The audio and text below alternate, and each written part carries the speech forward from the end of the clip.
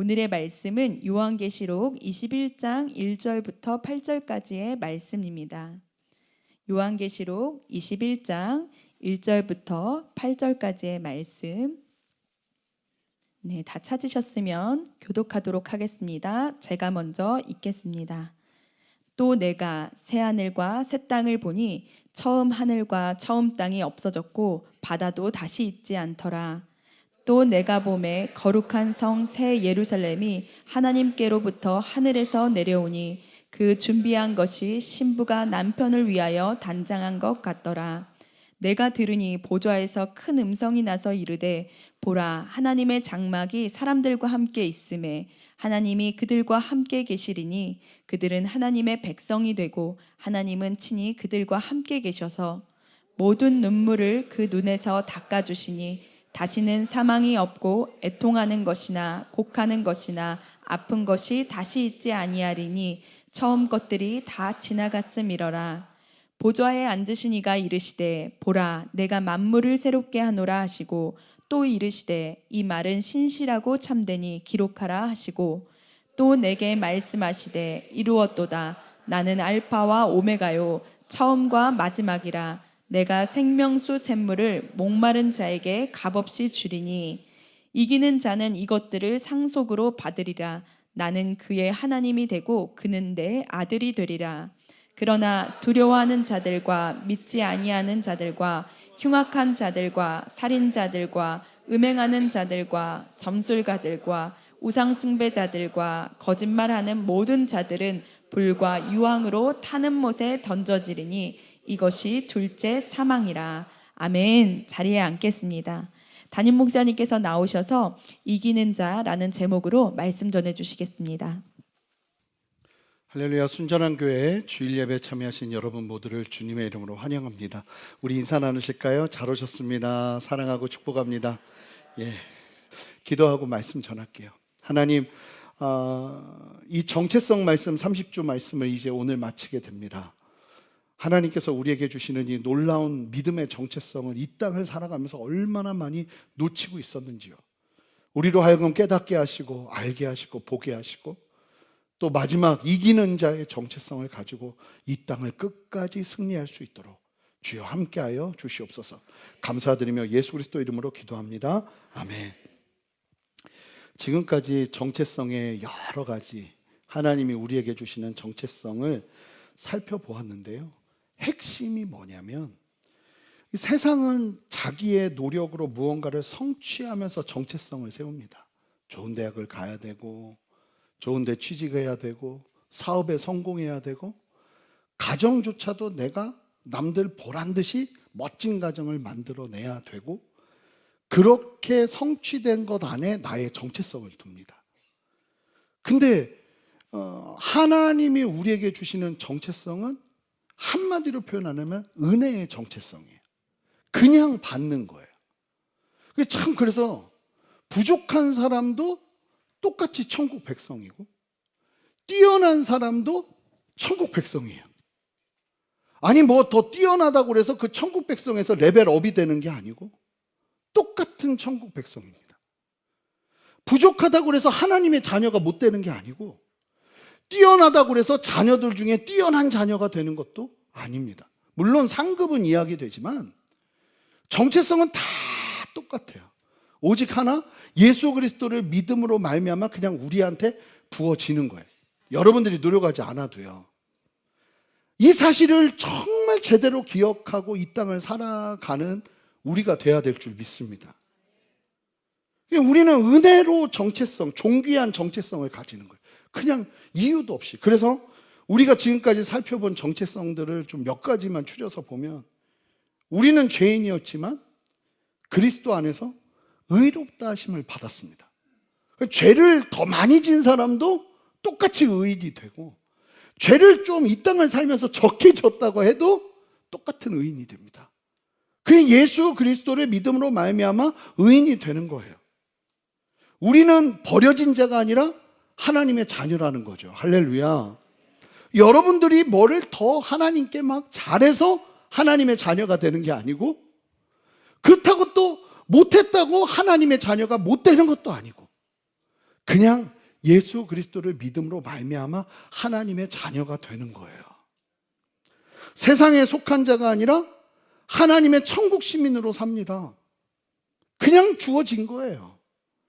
우리는 우연히 살아가는 존재가 아니라 창세전부터 예정된 하나님의 부르심을 받은 자들이에요. 그래서 이 정체성을 언제부터 하나님은 구상하셨는가? 나의 정체성을 창세전부터 우리는 다 이해할 수 없는 하나님의 섭리 안에서, 하나님의 작정하심 안에서 우리의 정체성이 다 준비가 되었고, 우리는 기가 막힌 하나님의 타이밍에 예수 그리스도를 믿음으로 말미암아 그 정체성을 얻게 된 거예요. 이게 얼마나 영광스러운 겁니까? 그러니까 우리는 어린 양 예수 그리스도께 속한 자이고 끝까지 믿음의 경주를 달리도록 부르심을 받은 자들이라는 사실, 우리가 지난주에도 살펴봤죠. 근데 여러분 생각해 보세요. 이 정체성을 가지고 평생을 살아야 되는 거예요. 지난주에 보셨지만 이걸 경주라고 얘기를 했단 말이에요. 예를 들어 볼게요. 운동선수가 목표가 없어요. 이거를 했을 때 내가 어떤 결과를 얻는다는 희망도 없어요. 그런데 아침부터 눈만 뜨면 그 고단한 운동을 맨날 해야 돼요. 여러분, 그러면 그때 그 운동은 뭐가 됩니까? 고통, 지옥이 되죠. 고통이 되는 거예요. 왜요? 목표가 없기 때문에. 목표가 있죠. 우승, 금메달. 내가 이 노력을 통해서 반드시 이루고 싶은 무언가가 있습니다. 마찬가지로 예수 그리스도를 믿는다는 것 때문에 맨날 십자가 져야 되고 좁은 길 가야 되고, 저는 지난주에 우리 성도님들 이게 쉽지 않게 말씀 받아들이는 그 장면이 일주일 내내 저를 사실은 쉽지 않게 했어요. 이게 힘들더라고요. 근데 그렇게 살아야 되는데 만약에 목표점이 없어요.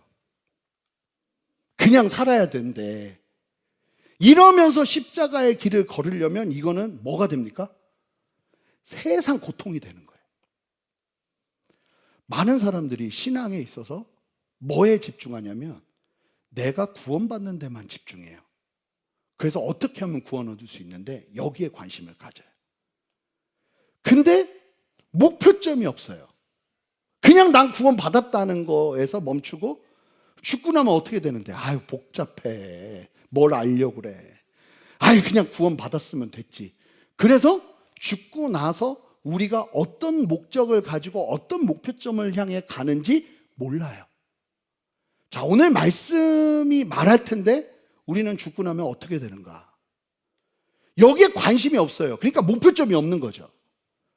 그러니까 분명한 본향, 오늘 기도해 주셨는데 분명한 본향에 대한 그림이 없어요. 그러니까 이 땅에서 살아가야 되는 십자가의 길이 세상 불행한 거예요. 억울하고 너무 속상하고 나는 왜 이렇게 살아야 돼? 막 이런 소리를 하는 거죠. 국가대표에 들어가면 영광스러운 거죠. 선수촌에서 그 고통을 당하지만 영광스럽게 목표를 향해 달려가니까 그 걸음을 걷는 거예요. 예수 그리스도를 믿는데 내가 이 믿음을 통해서 어떤 목표점을 얻게 될 건지에 대한 분명한 그림이 없으면 여러분들의 희생과 여러분들의 십자가를 따르는 길은 세상 불행한 길이래요. 그래서 맨날 울어요. 기쁨은 없고 고통뿐이고 하고 싶지 않고. 질문해 볼게요. 그렇다면 여러분, 정체성의 마지막 목표 지점이 어디입니까? 여러분, 답이 정확하게 있으십니까? 우리가 왜 이 세상에서 하나님이 말씀하시는 정체성 붙들면서 끝까지 싸워야 되는 거예요? 남들은 다 편하게 사는데, 남들은 자기 하고 싶은 거 하면서 사는데 우리는 왜 이 정체성을 붙들어야 됩니까? 왜 어두운 세상 속에서 진리를 고수하면서 살아야 됩니까? 이 성경 말씀을 왜 우리의 최고의 가치로 여기며 살아야 되냐 말입니다. 너무 힘든데 왜 손해를 보면서도 믿음의 걸음을 걸어야 되죠? 왜 우리는 유혹 앞에서 타협하지 말고 주님의 진리를 따라 요셉처럼 단호하게 그 유혹을 뒤로 뿌리치고 주님을 바라보며 걸어야 됩니까? 왜 눈물과 고난 속에서도 우리에게 당한 경주를, 울고 고난이 있는데 왜 경주를 해요? 왜 예수님을 바라보는 삶을 살아야 됩니까? 자, 이 질문에 여러분은 어떤 답을 가지고 계십니까? 이 답이 정확하게 있어야 이 걸음을 걷는 거예요. 아닙니까? 맞습니다. 근데 예수를 믿는다고 하면서 이거에 대한 답이 없어요. 그러니까 막막하고 너무 힘들어. 하루하루의 삶이 그냥 고통이고, 왜 예수를 막 십자가 좁은 길 막 이런 얘기 들으면 아주 막 그냥 막 소름 끼치고. 왜 그러냐면 이 질문에 대한 답이 없기 때문이에요. 없어요. 참으로 척박하고 두려운 세상 한가운데서 성도는 어떻게 진리를 지켜내고 우리에게 부여된 거룩한 정체성을 포기하지 않고 살아갈 수 있단 말입니까? 무엇이 우리로 하여금 불의와 타협하지 않고 세상의 우상에 무릎 꿇지 않고 끝내 이 험한 믿음의 경주를 완주하게 만든단 말입니까? 오늘 이 말씀을 통해 분명한 답을 누리는 저와 여러분 되기를 바랍니다. 너 왜 그렇게 살아? 라고 세상이 질문할 때 그 이유는 이라고 말할 수 있는 분명한 선이 여러분들 안에 반드시 살아나야 돼요. 그래서 오늘 말씀 너무너무 중요해요. 이걸 모르면 세상이 너 왜 그렇게 살아 할 때마다 흔들려요. 근데 오늘 말씀을 정확하게 새기면 세상이 아무리 흔들어대도 그냥 그 사람들이 불쌍할 뿐이에요. 왜 불쌍한지는 보시게 될 거예요. 사도 요한이 인생의 말미에 유배를 당합니다.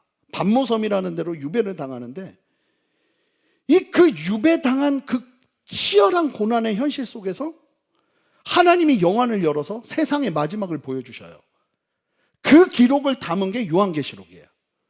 이 요한계시록은 특별히 로마 사람들이 알아채면 안 되고 성도들이 깨달아야 되기 때문에 상징적인 비유들이 많아요. 그리고 그 상징적인 비유들을 통해서 성도들은 이게 무엇을 말하는지를 그 당시 성도들은 알고 있었어요. 숫자도 비유고 뭐 칼이나 화살이나 의미가 달라요.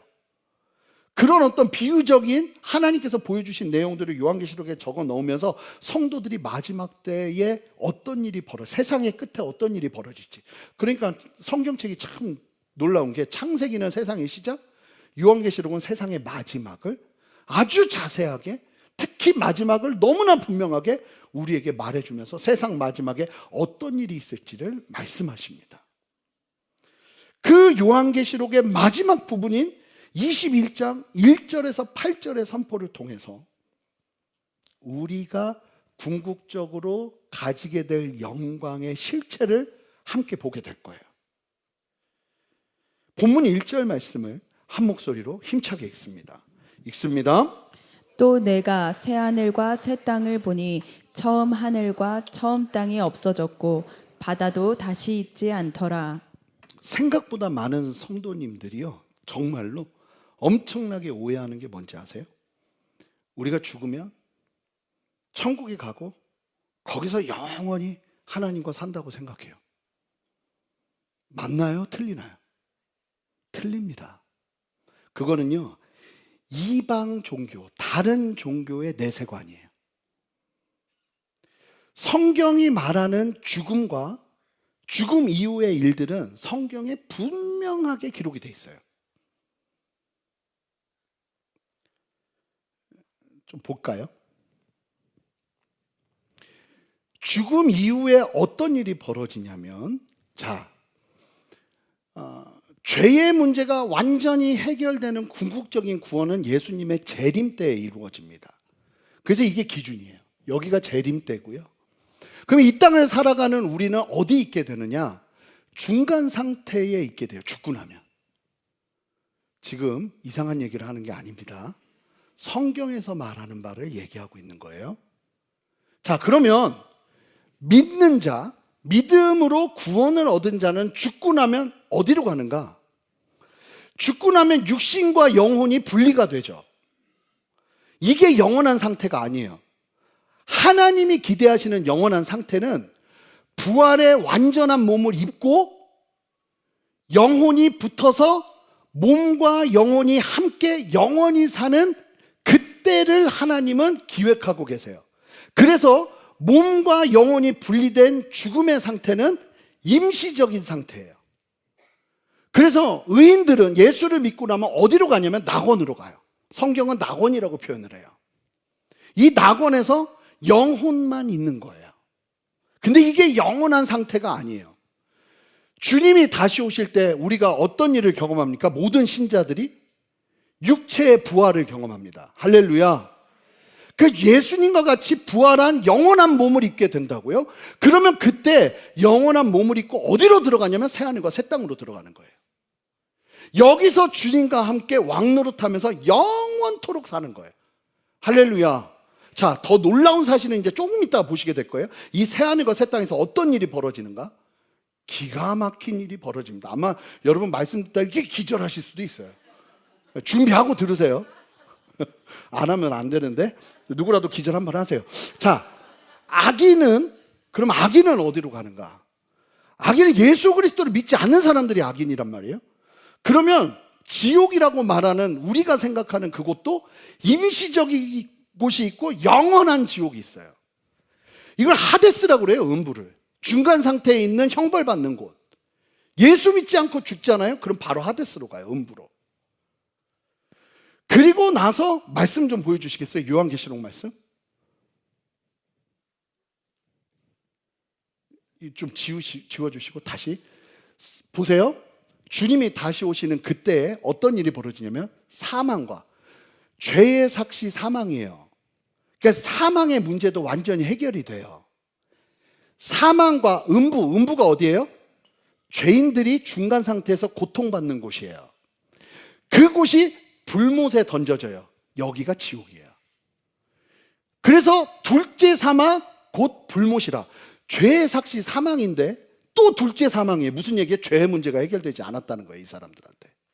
그래서 영원한 형벌 안으로 들어간다는 거예요. 어떤 잘못된 사람들은 사랑의 하나님이 이럴 리가 없다 그러면서 영혼 멸절설을 얘기해요. 근데 그것은 옳지 않은 주장이에요. 거짓된 주장이에요. 하나님은 분명히 지옥에 대해서 말씀하십니다. 다시 한번 표를 보여주시면, 그래서 예수 그리스도를 믿다가 죽으면, 만약에 이제 믿지 않는 상태에서 주님의 재림을 보면 우린 여기 들어가지 않죠. 바로 새하늘과 새 땅으로 가는 거예요. 먼저는 죽었던 자들이 부활의 몸을 입고, 살아있는 자들이 예수 그리스도의 부활을, 예수 그리스도의 재림을 보게 된다면 살아있는 자들이 공중으로 올라가 영원한 육체, 부활의 몸으로 갈아입고 주님과 함께 왕노릇하게 되는 거예요. 이 느껴지는 느낌이 굉장히, 예수를 믿는 지 꽤 됐는데도 많은 분들이 이런 얘기를 처음 듣는다 하는 느낌처럼 들리기도 보이기도 해요. 근데 이게 사실이라는 거예요. 그렇다면 우리 성도들, 천국 시민으로 이 땅을 살아가는 사람들의 최종 목적지가 어디냐? 새하늘과 새 땅이라는 거예요. 그렇다면 새하늘과 새 땅은 어떤 곳인가? 헬라어에서 여기서 새하늘, 새 땅 할 때 그 새롭다는 의미의 단어가, 여러분 성경에서는 새롭다는 의미의 단어가 두 개가 사용이 돼요.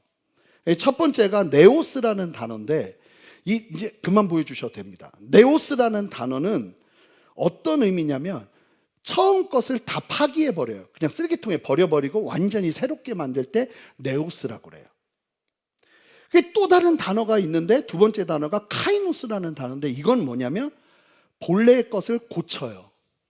그리고 싹 갈아엎어요. 그 본래의 것을 막 새롭게 해요. 그래서 완전히 새롭게 하는 걸 카이노스라고 그래요. 근데 여기서 말하는 새하늘과 새 땅에서 사용된 단어가 뭐겠어요? 카이노스예요. 무슨 얘기냐면 온 세상을 다 갈아엎는 것이 아니라 하나님이 만드신 이 창조 세계를 완전하게 새롭게, 완전하게 처음에 에덴 동산과 같은 하나님이 창조하신 목적대로 다시 새롭게 하신다는 거예요. 그러니까 이 새하늘과 새 땅은요, 아담의 범죄 이후에 죄 아래 신음하던 이 온 우주가 그리스도의 보혈의 능력으로 말미암아 완전히 해방되고 찬란하게 회복되는 우주적인 갱신을 말하는 거예요. 갱신, 다시 새로워지는. 그래서 하나님은 자신이 보시기에 심히 좋았더라고 탄성하셨던 그 창조 세계를 그러니까 포기하신 거예요? 포기하지 않으신 거예요? 포기하지 않으신 거예요. 인간의 죄로 인해 훼손된 그 세상을 십자가의 은혜로 정화하시고 빚어가시기 시작하면서 완전히 새롭게 빚어내어 영광스럽게 완성하시는 새하늘과 새 땅, 그것을 보게 될 거라고 우리에게 말씀하신다는 거예요.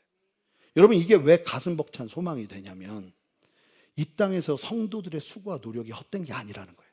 다 없애버리고 다시 만드는 게 아니라 우리가 주님을 위해서 헌신하면서 이 땅을 살아낸 그 모든 걸음이 새하늘과 새 땅의 밑거름이 되는 거죠. 참 기가 막힌 거예요. 그리고 이 새하늘과 새 땅의 또 다른 특징이 보이는데 1절 후반부를 보세요. 1절 후반부 뭐라고 말합니까? 뭐가 없대요? 처음 하늘과 땅이 없어졌고 뭐도 다시는 있지 않대요? 바다가 없대요. 자, 새하늘과 새 땅에는 바다가 없습니다. 서핑 좋아하시는 분들은 안타깝지만 없어요. 새하늘과 새 땅에는 바다가 없습니다. 근데 왜 바다가 없다고 표현을 할까요? 여러분, 성경에서 바다는요, 삼킬 듯이 덮쳐오는 무질서와 혼돈의 장소로 상징되어 사용됩니다. 그 요한계시록 13장에 보면 하나님을 대적하고 교회를 무자비하게 짓밟는 짐승이 어디서 나오냐면 바다에서 나와요. 그러니까 또한 바다는 사랑하는 가족을 앗아가는 공포의 원인이었고요, 사람과 사람 사이를 갈라놓는 거대한 단절의 장벽이었어요. 그런데 주님 뭐라고 말씀하세요? 바다가 있지 않다. 이 영광스러운 새하늘과 새 땅에서는 여러분을 두려움에 떨게 했던 악의 세력도, 삶을 송두리째 흔드는 혼돈도, 성도 간의 사랑을 찢어놓는 이별과 소외도 영원히 종식되는 곳이라는 사실을 분명하게 말씀하시는 거예요. 그러니까 여러분을 그토록 고통스럽게 했던 영적인 환경, 그리고 물질적인 환경, 물리적인 환경, 그 모든 것들이 예수 그리스도의 참된 통치 아래서 완전히 자취를 감추는 새하늘과 새 땅이 펼쳐지게 될 거라는 거예요. 여기서 더 놀라운 사실이 선포가 되는데, 이 새하늘과 새 땅에서 어떤 일이 벌어지는가? 자, 2절 3절 말씀을, 여러분, 이게 마지막 때에 일어날 일에 대한 성경이 말하는 분명한 사실이에요. 진리예요. 이걸 성도들이 모른다, 있을 수가 없는 거예요. 분명히 아셔야 돼요. 우리의 마지막은 어떤지. 그래야 이 땅을 살아낼 힘이 생기는 거예요. 할렐루야. 이걸 모르잖아요? 그러면 우리의 삶은 고통의 굴레일 뿐이에요. 이게 보이면요, 오늘 이제 마지막에 로마서 말씀을 선포할 텐데 그 선포되는 말씀이 나의 고백이 되기 시작할 거예요. 이 2절 3절 말씀 한 목소리로 읽어보겠습니다. 함께 읽습니다. 또 내가 보매 거룩한 성 새 예루살렘이 하나님께로부터 하늘에서 내려오니 그 준비한 것이 신부가 남편을 위하여 단장한 것 같더라. 내가 들으니 보좌에서 큰 음성이 나서 이르되, 보라, 하나님의 장막이 사람들과 함께 있음에 하나님이 그들과 함께 계시리니 그들은 하나님의 백성이 되고 하나님은 친히 그들과 함께 계셔서.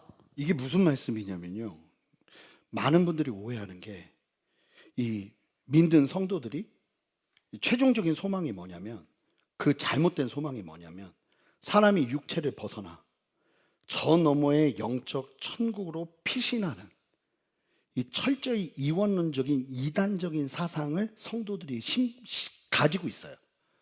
그래서 죽고 나면 육체를 떠나 영혼이 영원히 하나님과 하늘에서 사는 것이라고 생각하는 거죠. 여러분, 교회는, 성경은 그런 얘기를 한 적이 한 번도 없어요. 그러니까 그거 다 버리세요. 자, 이제 버리시는 거예요. 소각하십시오. 놀라운 사실은 뭐냐면, 자, 2절 보시는 바와 같이 하늘이 내려옵니다. 하늘과 땅의 일치가 새하늘과 새 땅에서 벌어지는 거예요. 하나님이 내려오시는 거예요. 보이지 않았던 하나님이 눈에 보이는 역사가 일어나고 하나님의 장막이 아래로 내려와요. 우리가 올라가는 게 아니에요. 하늘이 아래로 내려옵니다. 그러면서 하늘과 땅이 하나가 되는 곳이 어디냐면 새하늘과 새 땅이에요.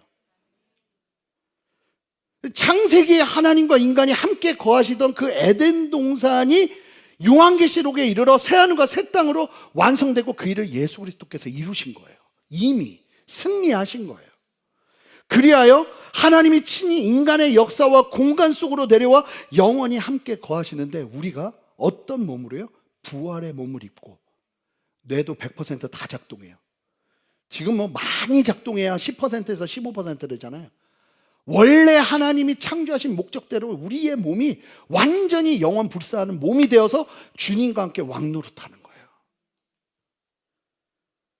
그래서 하나님이 우리의 하나님이 되시고 우리는 하나님의 백성이 되고 그 놀라운 일이 펼쳐지는 거예요. 그러면서 어떤 일이 벌어지는가? 4절을 보세요. 여러분, 참 이 상징적인 표현. 모든 눈물을 그 눈에서 닦아주시니. 그럼 예수 믿고 구원받아 끝까지 이긴 자들의 눈에는 뭐가 있다는 거예요? 눈물이 있다는 거예요. 눈물이 없는 성도는 있을 수가 없어요. 이 땅을 참된 정체성으로 살아내려면 눈물이 없을 수가 없어요. 주님이요, 제일 먼저 해주시는 게 뭐냐면 눈물 닦아주는 거예요. 수고했다고. 다시는 사망도 없고. 여러분, 예수 믿지 않은 사람들은 둘째 사망으로 들어가요. 근데 우리는 사망도 없고 애통도 없고 곡도 없고 처음 것들이 다 지나가고 완전히 새 것이 되는 영광스러운 새날을 그때 비로소 맛보게 되는 거예요. 자, 사랑하는 성도들에게 참된 위로는 이 땅에서 어떠함은 참된 위로가 아니에요. 잠깐 기뻐요. 잠깐 뿌듯하고 다시 또 똑같아요. 그러면서 사는 우리에게 영원한 참된 위로는 아직 안 왔어요. 언제 오냐면 죽고 나도 안 와요. 주님이 다시 오시는 그때. 그래서 죽은 모든 사람들도 그날을 갈망하는 거예요. 완전한 몸을 입고 주님과 함께 더 이상 나를 그렇게 괴롭히는 이 질병, 아픔, 고통.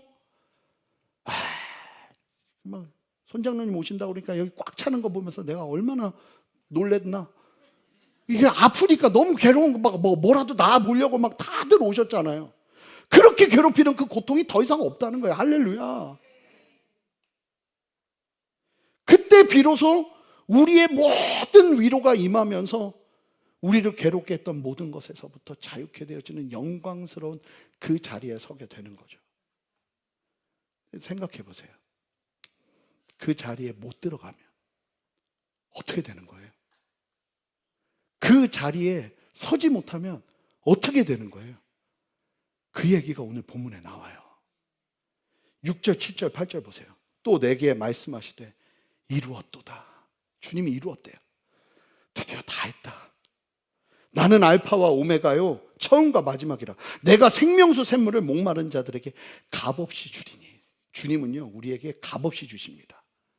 지금 우리가 자본주의 시대를 살고 있지만 주님이 오시는 그때는 누구나 똑같이 하나님의 그 값없는 생명수를 맛보게 됩니다. 근데 어떤 사람들이 맛보느냐? 7절 한 목소리로 힘차게 읽습니다. 시작. 이기는 자는 이것들을 상속으로 받으리라. 나는 그의 하나님이 되고 그는 내 아들이 되리라. 무슨 얘기예요? 이기는 자, 이 사람들이 이것을 상속으로 받게 되는데 이 이기는 자가 상속으로 받을 뿐만 아니라 그냥 그들이 하나님의 아들이 되는 거예요. 게임 끝나버리는 거예요. 하나님의 자녀가 되는 거예요. 그럼 누가 이기는 자들이냐? 여러분, 이어지는 8절을 보세요. 이기는 자가 아니면 무조건 여기에 속해요. 8절은 우리 얘기는 아니니까 좀 작게 읽으셔도 돼요. 자, 8절 읽습니다. 시작. 그러나 두려워하는 자들과 믿지 아니하는 자들과 흉악한 자들과 살인자들과 음행하는 자들과 점술가들과 우상숭배자들과 거짓말하는 모든 자들은 불과 유황으로 타는 못에 던져지리니 이것이 둘째 사망이라. 보세요. 회색지대는 없어요. 이기는 자의 영광 아니면 두려워하는 자의 비극적인 심판만 있는 거예요. 그럼 어떤 사람들이 이기는 사람이냐? 그럼 여러분들이 막 뭘 막 또 막 해내야 되는 거예요? 말씀드렸잖아요. 정체성은 은혜로 주어지는 거라고요. 이기는 자는 어떤 사람들이냐 하면 요거를 또 주석처럼 사도 요한이 설교를 했어요. 요한일서 5장 4절에서 5절을 보면 이기는 자가 누군지 자세하게 설명이 됩니다. 함께 4절 5절 말씀 읽습니다. 시작. 무릇 하나님께로부터 난 자마다 세상을 이기느니라. 세상을 이기는 승리는 이것이니 우리의 믿음이니라. 예수께서 하나님의 아들이심을 믿는 자가 아니면 세상을 이기는 자가 누구냐? 할렐루야. 이기는 자는 예수 그리스도를 나의 구주로 믿는 사람들이에요. 악의 권세를 짓밟고 세상을 이기신 예수 그리스도를 나의 구주로 믿고 그 승리하신 주님과 연합하여 끝까지 믿음의 자리를 지켜내는 모든 참된 성도들이 이기는 자예요. 그러면서 하나님이 약속하시는 건 이기는 자에게 새하늘과 새 땅의 손님이 아니라 모든 만물을 유업으로 이어받는 상속자 하나님의 자녀가 된다고 말씀하세요. 그러나 8절을 보세요. 이 영광과 극명하게 대조를 이루는 소름 끼치는 사람들이 나옵니다. 이 자리에 서면 저는 그 설교가 참 많이 남거든요. 여중훈 대표님 그 간증이 그 심장 거의 마비가 와서 이제 생사를 오고 가는 그때 뭘 봤다는 거예요? 주님의 심판대 앞으로 가는 자기를 봤다는 거 아니에요? 그러니까 가족이고 뭐고 아무것도 안 보이더라는 거 아니에요? 나는 정말 저 심판대 앞에서 통과할 수 있느냐 않느냐 이것만 보이더라는 거 아니에요? 보세요. 그러나 두려워하는 자들과 믿지 아니하는 자들과 흉악한 자들과 살인자들과 음행하는 자들과 점심주가들과 우상숭배자들과 거짓말하는 모든 자들은 불과 유황으로 타는 못에 던져지리니 이것이 둘째 사망이라. 근데 전 충격적인 게 이 구원받지 못할 사람들을 이야기할 때 믿지 않는 자가 처음에 나오지 않는다는 거예요. 어떤 사람이 나와요? 두려워하는 자. 여러분, 두려움은 원수 마귀가 심는 가장 강력한 무기예요. 두려움은요. 여러분들이 만약에 두려움에 사로잡혀 있다면 주님 안에서 해결하셔야 돼요. 어떤 것도 해결할 수 있어요. 근데 여기서 두려워한다고 말하는 이 두려워하는 자라는 의미가 보면 밤길 무서운 막 이런 걸 얘기하는 게 아니에요. 이 헬라어 원문을 보면 철저하게 비겁한 자들을 의미해요. 비겁한 자들. 그러니까 초대교회 당시 황제 숭배를 거부하면서도 장사도 할 수 없었고 직장에 쫓겨나 가족이 굶어 죽어야 됐고 원형 경기장의 사자 밥이 되어야 했어요. 그 살벌한 세상의 위협과 경제적 불이익이 너무나 두려운 나머지 그리스도인이라는 거룩한 정체성을 버려버린 사람들. 예수 이름을 배반한 채 짐승의 표를 이마에 받고 세상과 비겁하게 타협해버린 자들, 이 사람들이 두려워하는 자들이에요. 여러분, 이 무서운 경고가 2000년 전 로마 시대의 성도들에게만 있는 게 아니죠. 오늘날 21세기 대한민국을 살아가는 우리를 깨우시는 하나님의 날선 검인 줄 믿습니다. 오늘날 사탄이 교회와 성도들을 무너뜨리기 위해 사용하는 가장 강력한 무기가 뭐냐면 핍박이 아니에요. 두려움이에요. 직장에서 예수 믿는 티내고 성경적 가치관대로 정직하게 일하다가 승진에 밀릴까 두렵고 회식 자리나 불공정한 관행에서 홀로 거부했다가 유별난 사람으로 찍힐까 봐 사회적 왕따를 당할까 봐 전전긍긍하고 두렵고 가정에서는 어떻습니까? 자녀를 세상에 미친 속도전과 성공 공식이 아니라 하나님의 말씀과 신앙으로 양육해야 된다는 걸 알면서도 내 아이만 인류 대학에 못 가고 인생의 패배자가 되지 않을까 하는 두려움에 신음하고 세상 사람들과 똑같이 주식과 부동산에 영혼을 갈아넣지 않으면 노후가 비참할 거라는 두려움에 전전긍긍하는 모습이 혹시 우리의 모습은 아닌가 하는 거예요.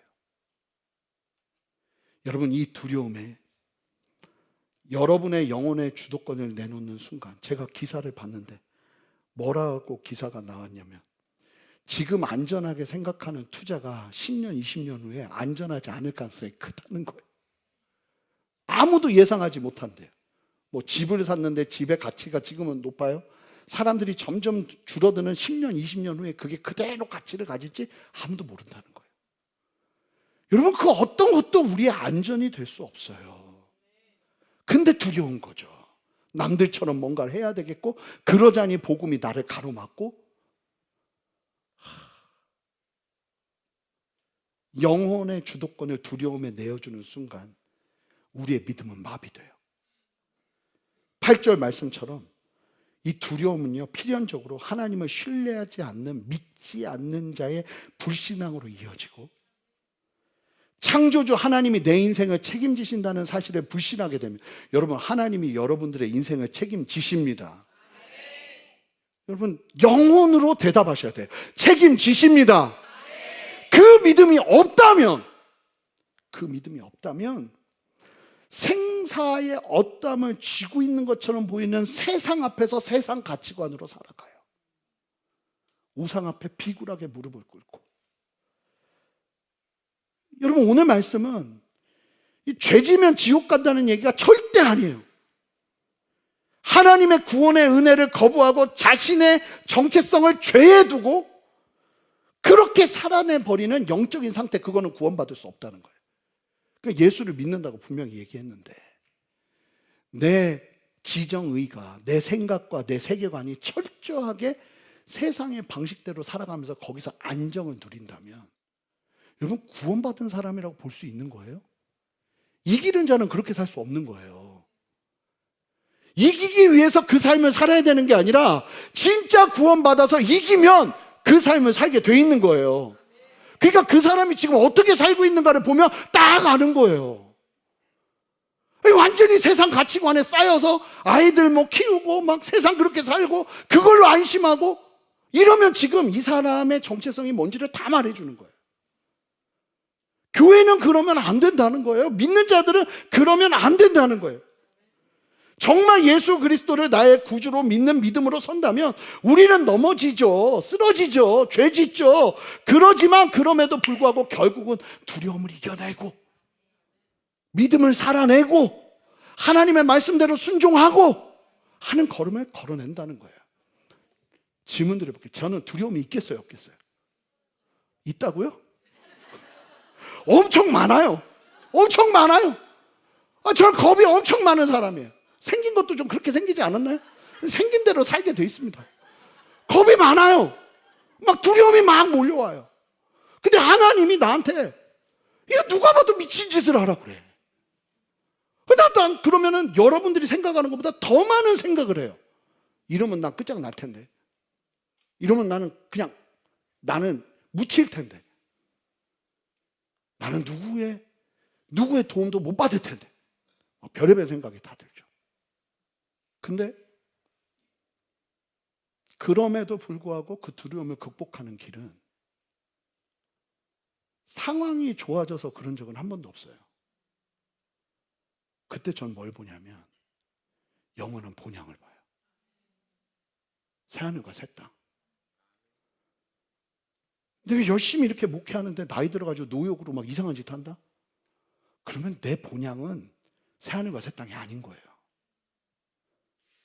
그때마다 새하늘과 새 땅을 보면 막 내 안에서 막 말로 표현할 수 없는 힘이 붙어요. 그래, 정신 차리자. 태재야, 정신 차리자. 정신 차리자. 여기는 나의 본향이 아니다. 정신 차리자. 주님의 새하늘과 새 땅을 바라보며 가자. 근데 참 놀라운 게 그렇게 바라보고 걷다 보면 주님의 강력한 손이 내 머리로는 도저히 짜낼 수 없는 하나님의 능력이 함께해요.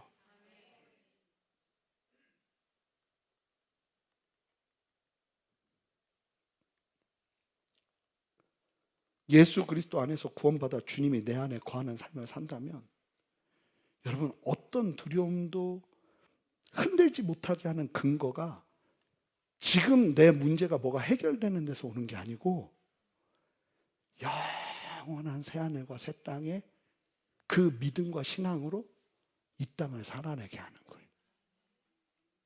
이게 없잖아요.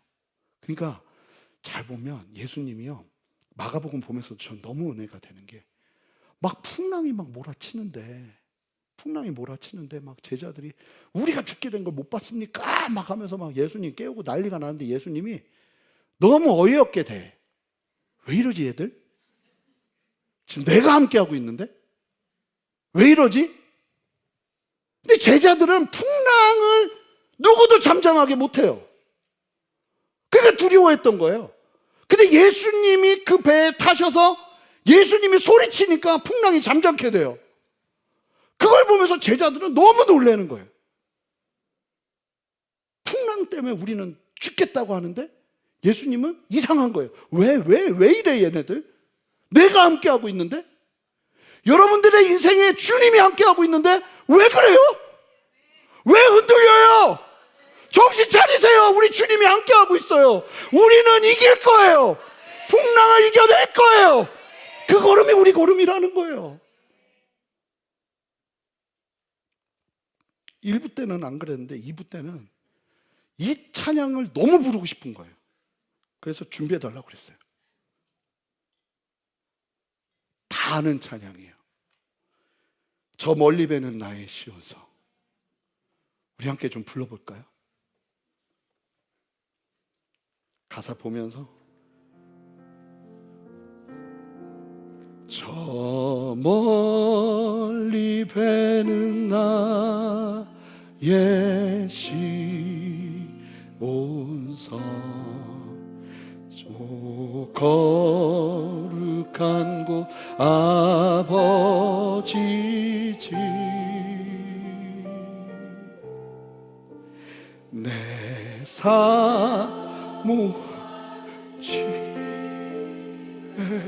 가고자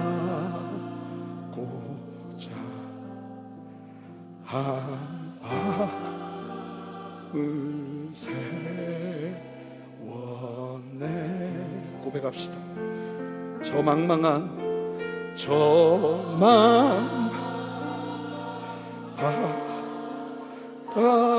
위에 이 몸이 살지라도 오늘 일은 저하고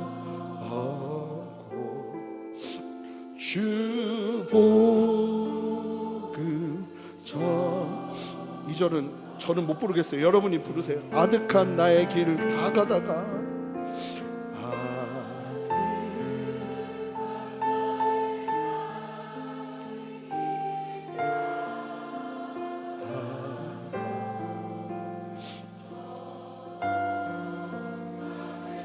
편히 쉴 때 내 고생하는 내 고생하는 모든 일들을 주께서 아시리. 우리 두 손을 가슴에 대고 고백합시다. 빈들이나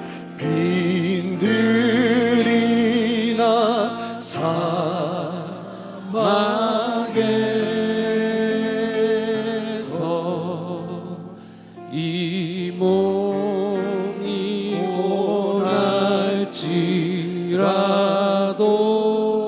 원할지라도 내 주 예수 날 사랑하사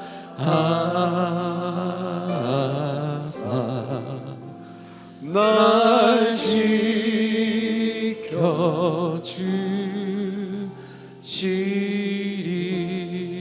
지켜주시리.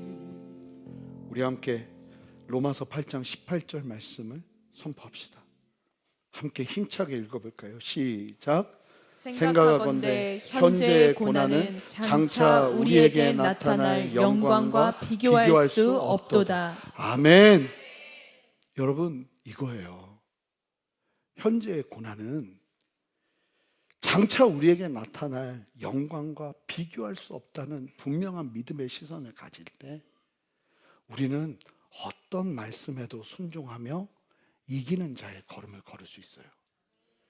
의지가 특별해서 어떤 막 강력한 어떤 결단을 통해서 그 일이 벌어지는 게 아니라 목표점을 제대로 보는 사람들, 이 길의 끝에 뭐가 있는지를 분명하게 아는 사람들, 이 사람들이 이기는 거예요. 그게 우리이기를 바라고 2000년 전 골고다 언덕 십자가에서 피 흘리시며 다 이루었다 선언하시고 장차 새 창조의 보좌 위에서 보라 내가 만물을 새롭게 하노라 다 이루었다 말씀하시는 주님의 선언, 이 선언을 기대하고 소망하며 이 땅을 걷는 거죠. 사랑하는 성도 여러분, 이 찬란한 이기는 자의 정체성을 여러분의 가슴에 불도장처럼 새기시기를 바랍니다. 그리고 내일 아침 각자의 치열한 삶의 자리인 일터로, 가정으로, 불신자들 틈바구니 속으로 당당하게 걸어가십시오. 새 예루살렘의 거룩한 신부로, 세상을 정복하는 믿음의 승리자로 오늘 하루를 영원의 예행 연습으로 살아내는 걸음이 우리에게 필요한 줄 믿습니다. 그리고 여러분, 이기는 자가 아닌 사람들은 어떤 끝이 있는지를 알잖아요. 진짜 구령하셔야 돼요. 구령. 사람을 물에서 끄집어내는 거예요. 죽어가는 사람 물에서 보이면 뛰어들잖아요. 우리가 왜 안 뛰어드냐면 이 현실을 모르는 거예요. 마지막에 어떻게 되는지를 모르는 거예요. 그러니까 우리가 구령에 신경 쓰지 않아요. 예수 믿는 우리가, 사랑하는 가족들과 사랑하는 사람들이 이기는 자로 함께 설 수 있도록 같이 기도하고 정말 최선을 다해서 중보하고 그리고 주님 앞에서 예수 그리스도의 복음을 증거하는 저 여러분이 되어야 될 줄 믿습니다. 이 고통의 순간들은 결국 다 지나갈 거예요. 제가 어르신들 뵈면서, 저희 어머님 뵈면서 무슨 생각이 드냐면 이 노년에 웃어야 되더라고요. 그러면 과거에 있던 어려움들은 다 그냥 해프닝이에요. 그렇게 날 죽일 것 같이 했던 어려움들도 해프닝이더라고요. 근데 노년이 고통스러우면 이게 아무리 과거에 행복했어도 이게 되게 힘들더라고요. 저는 여러분들 모두에게 노년의 행복이 있기를 바랍니다. 근데요, 생각해 보세요. 마지막 주님 오시는 그때 우리가 새하늘과 새 땅으로 들어가면요, 이 땅에서의 고통은 그냥 해프닝이에요. 그때 내가 그랬었지. 어머니랑 저 동생이랑 저랑 만나면 그런 얘기 하거든요. 옛날에 우리 망했을 때 그때 그랬지. 그때는 그렇게 죽을 것 같았는데 시간이 지나서 보니까 그냥 해프닝이에요. 여러분, 이 땅을 살아가면서 경험되는 그 모든 어려움들, 주님 때문에 겪는 그 모든 수고들, 여러분 시간 지나서 주님이 눈물 싹 닦아주시면 해프닝이에요. 담대하게 서시기 바라요. 이 땅을 우리 영원한 본향을 바라보면서 우리 승리합시다. 그리고 옆에서 정신 못 차리고 이 땅이 전부인 줄 알고 막 흥청망청 살고 있으면 그 사람들 깨워서 또 같이 바라보면서 가게 합시다. 그 구원의 방주가 우리 순전한 교회가 될 줄 믿습니다. 함께 기도하겠습니다. 주님, 오늘 말씀 기억하며 주님의 진리 안에서 분명한 믿음의 시선을 가지고 주 앞에 서기를 원하오니 하나님, 우리 모두를 깨워 주시옵소서. 주님 다시 오시는 그때, 새하늘과 새 땅, 하늘과 땅이 하나 되는 그때 영광스럽게 주님의 자녀로, 주님의 백성으로 함께 서는 아버지 하나님 천국을 소유받는 아버지 하나님의 놀라운 은혜 위에 서는 그 걸음을 걸어낼 수 있도록 하나님 이 땅에서의 걸음을 분명하게 세우게 하여 주시옵소서. 30주간 하나님 우리의 정체성을 세워주신 주님, 이제 우리가 그 정체성을 가지고 어떤 체험을 받으며 살아가야 되는지 도전하고 도전을 나누는 시간을 이어가려 합니다. 하나님 이 땅에서의 삶 속에서 주님이 원하시는 기쁨 되는 삶 살아낼 수 있도록 우리와 함께하여 주시옵소서. 감사드리며 예수 그리스도 이름으로 기도합니다. 아멘. 우리 다 같이 일어서시겠습니다. 우리 함께 오늘 말씀 기억하면서 우리 주님 다시 오실 때까지 함께 찬양하겠습니다. 함께 고백합시다. 주님 다시 오실 때까지 나는 이 길을 가리라. 좁은 예 맞아요. 우리가 가야 될 길입니다. 좁은 길 나의 십자가 지고 나의 가는 이 길 끝에서 나의 가는 이 길 끝 여러분 우리는 주님을 보게 될 거예요. 영광스러운 주님과의 만남을 부활의 역사를 누리며 서게 될 것입니다. 영광의 내 주님 나를 맞아주시리. 우리 함께 선포합니다. 주님 다시 오실 때까지 나는 일어나 달려가리라. 나는 이긴 자의 걸음을 걸어내기를 소망합니다. 아멘.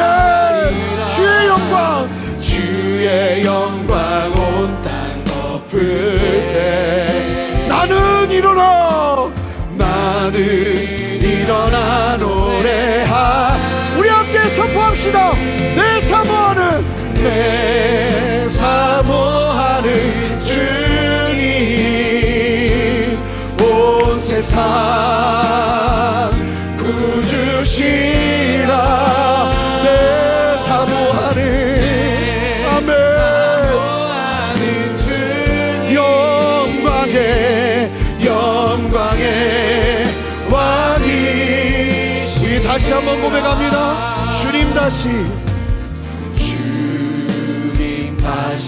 오실 때 나는 이 길을 가리라. 나는 이 길을 가리라. 좁은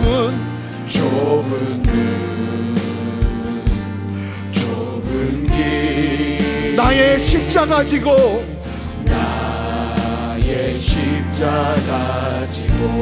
나의 가는 이 길 끝에서 나의 가는 이 길 끝 나는 주님을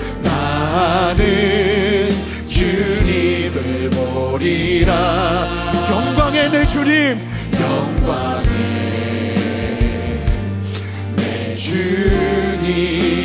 아멘.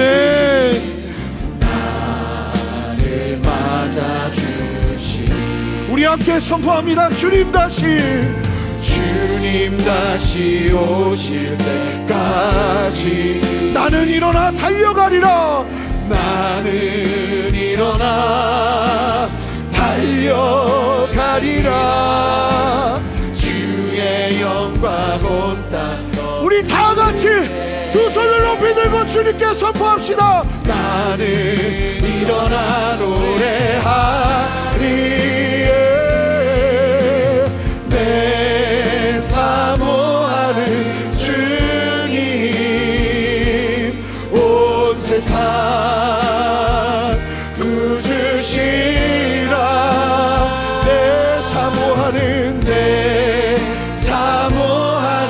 주님 영광의 왕이. 내 사모하는 주님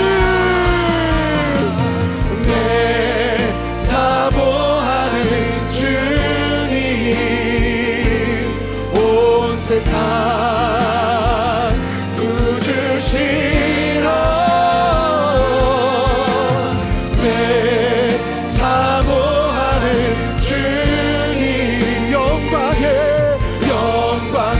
우리 함께 전심으로 선포합시다. 십자가 십자가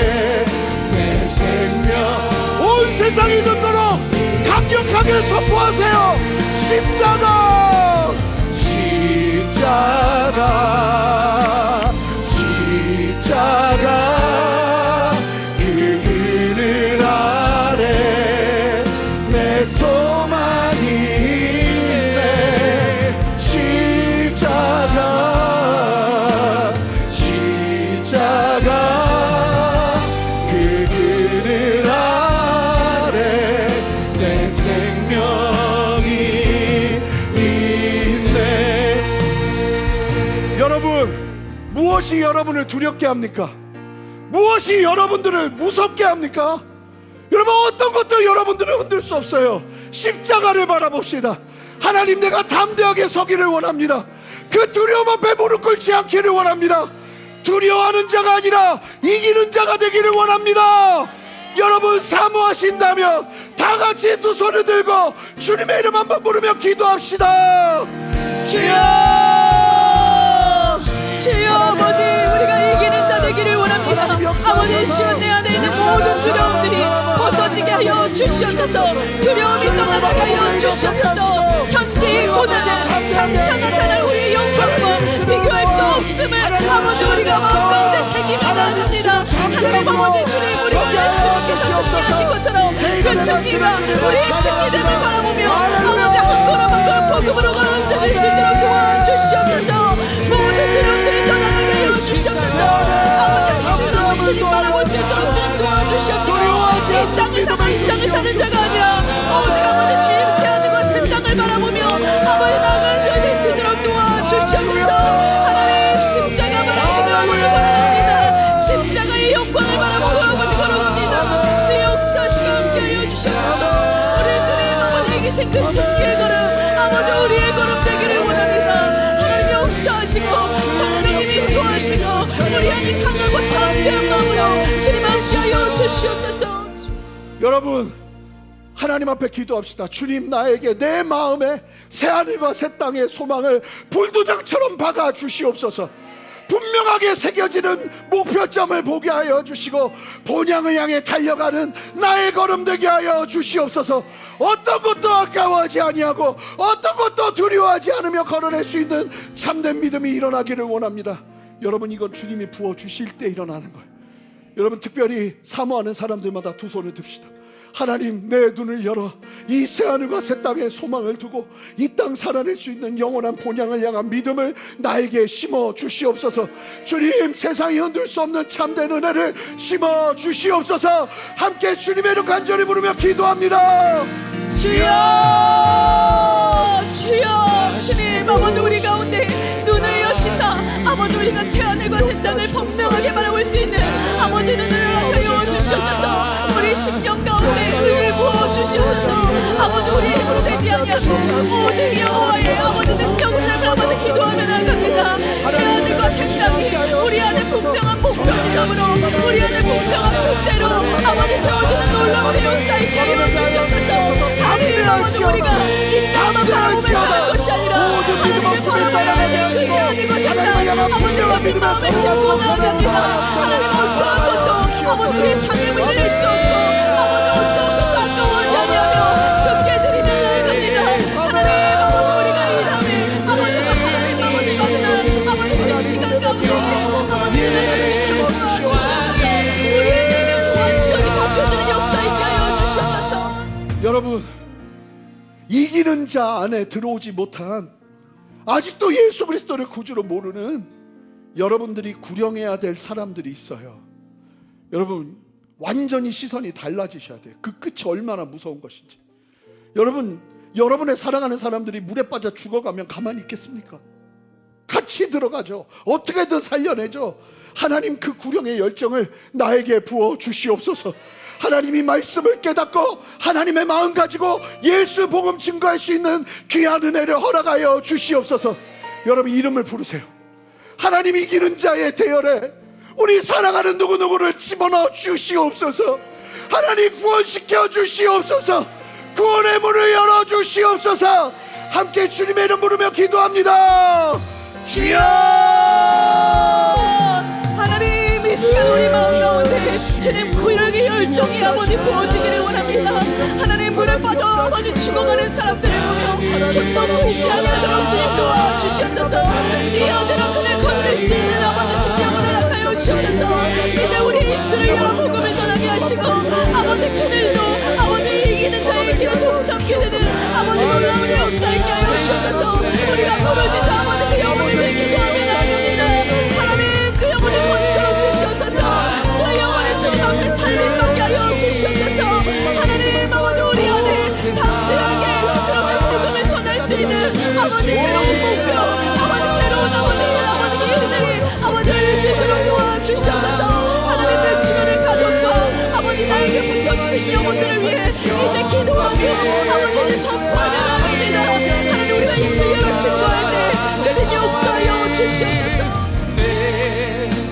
마지막으로 기도합시다. 하나님, 이번 주에 있는 여름 성경학교에 함께하여 주셔서 우리의 다음 세대 자녀들이 어린 시절부터 구원의 은혜 아래 인생을 펼쳐갈 수 있는 은혜의 역사가 펼쳐지게 하여 주시옵소서. 유치부 아이들이라고 어리다고 보지 않고 하나님, 그 아이들 어린 시절부터 주님을 나의 구주로 만나는 참된 은혜 허락하여 주시옵소서. 우리 초등학생 아이들 아버지 하나님의 은혜 아래서 주님을 만나는 은혜의 잔치가 펼쳐지게 하여 주시옵소서. 그렇게 주님 앞에 마지막으로 한 마음으로 함께 기도하겠습니다. 함께 기도하겠습니다. 하나님 아버지 우리 교회 아버지 여름 성경학교 가운데 아버지 은혜를 부어주시기를 원합니다. 아버지 한 영혼 한 영혼 아버지 우리 어린아이들이 이 여름 성경학교 가운데 하나님 알게 하시고 아버지 그 영혼이 아버지 복음의 기쁨을 아버지 돌릴 수 있도록 도와주셔서 하나님 아버지 이 시간이 축제의 시간 아버지 하나님 나라의 잔치의 시간이 되게 하시고 아버지 이를 위해서 헌신하는 모든 사역자들과 아버지 그 사역 가운데 하나님 은혜를 부어주시고 아버지 분명한 영혼에 대한 사랑을 부어주셔서 아버지 한 영혼 어린 영혼이라도 그냥 지나치지 아니하고 온전히 주님 뜨겁게 사랑함으로 아버지 복음전하며 아버지 생명이 살아나는 역사가 일어나게 하여 주셔서 하나님 마음껏 은혜 부어주시고 마음껏 은혜 부어주셔서 하나님 기뻐하시는 시간에 아버지 하나님 기뻐하시는 시간을 주도록 도와주셔서 주님 아버지 주님의 은혜를 사모합니다. 아버지 우리 시간을 주옵소서. 주님 다시 오실 때까지, 주님 다시 오실 때까지 나는 일어나 달려가리라.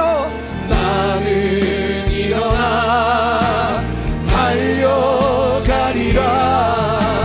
주의 영광 온 땅 덮을 때 나는 일어나 노래하리. 내 사모하는 주님 온 세상 구주시라. 내 사모하는 주님 영광의 왕이시라.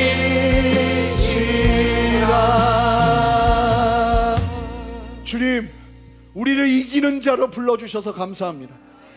우리가 이겨야 되는 싸움이 아니라 이기는 자의 걸음을 걷게 하시는 주님, 이미 모든 것을 승리하신 예수 그리스도 안에 거하며 이기는 걸음을 걷게 하시는 주님, 이 땅에서 세상이 유혹하는 정체성에 우리의 마음을 두지 않고 하나님의 진리와 아버지의 말씀을 따라 믿음으로 순종하는 참된 은혜의 걸음을 우리 모두가 걷기를 원하오니 성령이여 우리를 깨워주시고 아버지의 은혜로 채워주시고 주님 바라보며 믿음 위에 온전하게 서는 은혜와 역사를 허락하여 주시옵소서.